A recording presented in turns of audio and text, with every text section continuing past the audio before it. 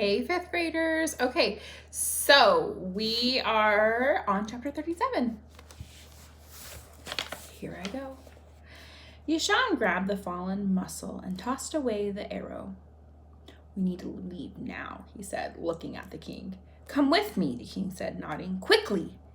He led them off the curving path deeper into the garden. In the distance, they could hear the guards shouting, their feet stomping in the snow-covered walkways. The king pulled them behind a giant rough-hewn statue. And they all stopped. The stone wall of the garden lay in front of them. What? Yashan began. Shh, the king said. He'd taken off his gloves and was running his bare palms over the stones. Here it is, he said in triumph. In the light of his lantern, Pinmi could see he had been looking for an indentation in the wall that was like a handle. The king pushed with both hands on one of the stones. They all stared as part of the wall moved. It was a secret door? The king urged them out. You must run, he said to them all. You must leave the city at once. They may not follow you outside of the gates of the outer city. Kaijay, Lady Ming said, grabbing his hand. Will you be all right? It is all of you I am worried about, he said, his face shadowed with darkness beyond that of the night. Here I am casting you out of the inner city, and I have nothing to help protect you except... He let go of Lady Ming's hand and reached into his robe. He turned to Pinmi. Take this, he said, handing her the papers of answers. That's the... Pinmi said, alarm overwhelming her. Yes, the king said. Perhaps its power will protect you. But what about you? Pinmi sputtered. When he comes, I will have no answers to give him, the king said, looking at Yashan, and I will no longer dishonor my ancestors by helping such a villain. But the emperor, without the paper, Pinmi said again, I have nothing to cling to. That sounds really familiar to Where the Mountain Meets the Moon. You only lose what you cling to, the king said with surprising calmness. He raised his head and straightened, letting the moon bathe him with a silver light. Except your life, Pinmi said. Did the king realize what he was doing? The emperor might kill you. The king put his hands on Pinmi's shoulders. Thank you, my small friend, he said to her, for reminding me there are worse things than death. There were loud shouts and the sound of heavy footsteps coming closer. Go, the king said, pushing Pinmi and the others, and with a vicious yank, he closed the door. Pretty sure, yeah. Chapter 38. Pinmi shoved the paper in her sleeves and looked at Lady Ming and Yashan, their blank faces mirroring her own. They need to go away, but which way? Without the swallow, how would they know? Behind the wall, a loud shout rang out. Without a word, Yashan grabbed Pinmi's hand and ran. Lady Ming followed, and they skipped and stumbled in a panic on the snow-covered streets. Up a twisting alley, down a narrow lane. Where was the gate out? Were they ever going in the right direction? Were they even going in? Excuse me, I'm stumbling over my words. Okay. Were they even going in the right direction? As they kept running, the night grew colder and colder, and the wind bit their faces. How many roads were there in the outer city? It was a cruel maze, with every corner taunting them. Pinmi did not know how long they wandered, half running, half staggering through the piles of snow and frozen stone streets. Pinmi's feet lost all feeling, and her legs threatened to go limp with each step. As they turned a corner, she grabbed Lady Ming's hand and felt it shiver with cold and exhaustion. Where was the gate? The blackness of the sky began to lighten, and an old peddler came out of a doorway. The creaking of his cart echoing in the silence of the upcoming dawn.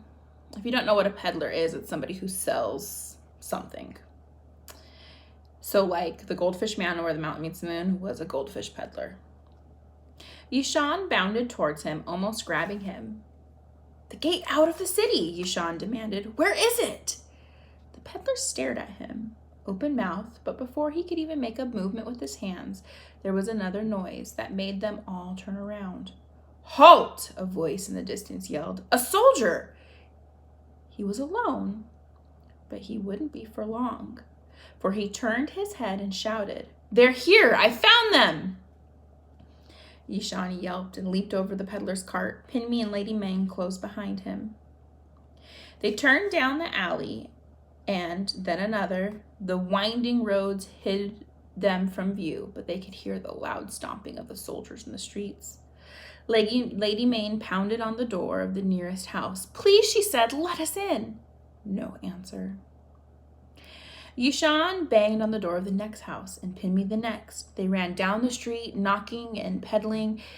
Scared eyes peeked through curtains that were quickly drawn, and each door stayed silent and shut. Pinmi felt herself sobbing. Every part of her was trembling with cold exhaustion and despair. Lady Meng dropped like a dying flower, and even Yishan's pace had slowed. Yet the sounds of the soldiers were getting louder, closer and closer. "Please help us," Pinmi begged in a whisper. "Please." A faint voice called out. "Here," it said. "Over here." As if clouds had uncovered the moon, a soft light streamed towards them from the gate down the lane. The large figure of a woman beckoned to them. Pinmi felt relief flood through her, the waves of gratitude carrying her in reckless abandon as they crashed through the open door. What a cliffhanger. Chapter 39. You know I can't leave you with a cliffhanger. Okay, chapter 39. "Thank you," Pinmi gasped. "Shh," the old woman said, shutting the door. Broad and strong. She's broad and strong. She's not bored. Broad and strong. She was obviously a servant, but when she raised the lantern, Pinmi gasped again, this time in surprise. For while the woman's eyes were kind, her face was horribly scarred. The skin as rough as the outside of an oyster shell. But the woman blew out the flame, and she was just a shadow in the thin darkness of early dawn. Pinmi looked around and saw they were in the outer courtyard of a rich mansion.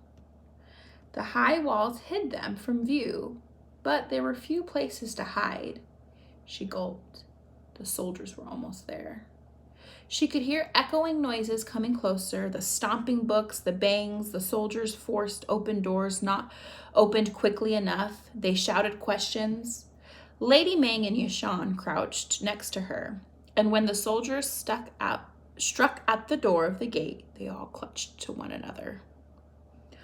"Open by order of the Emperor," the soldiers barked.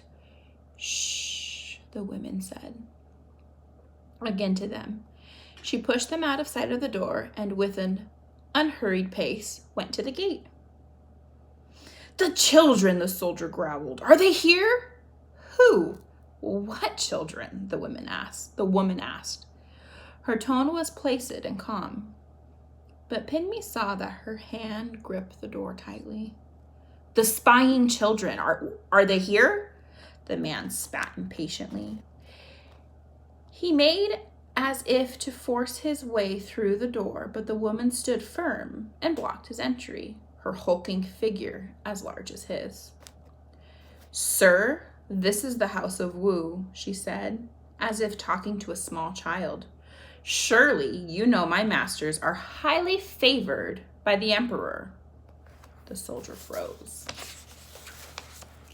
"If my masters were to complain about the annoyance caused by his soldiers," the woman said, drawing herself up to her fullest height to gaze directly into his eyes. Yes, the soldier said, lowering his arms as well as his tone. Of course, the Honorable House of Wu was above any suspicion. I was just checking to make sure the household was not bothered by these, young nuisances. How kind, the woman said. We have not been bothered, except by the wind that is now coming through this door. Yes, the soldier said again, bowing as he retreated from the doorway. The woman shut the door before he even raised his head. Then she stood against the door like a propped tree, and they all waited for the heavy steps of the soldiers to fade. There, the woman said finally, looking at them. That takes care of them. Now, how should we take care of you? Okay, that's it. Chapter 40 tomorrow.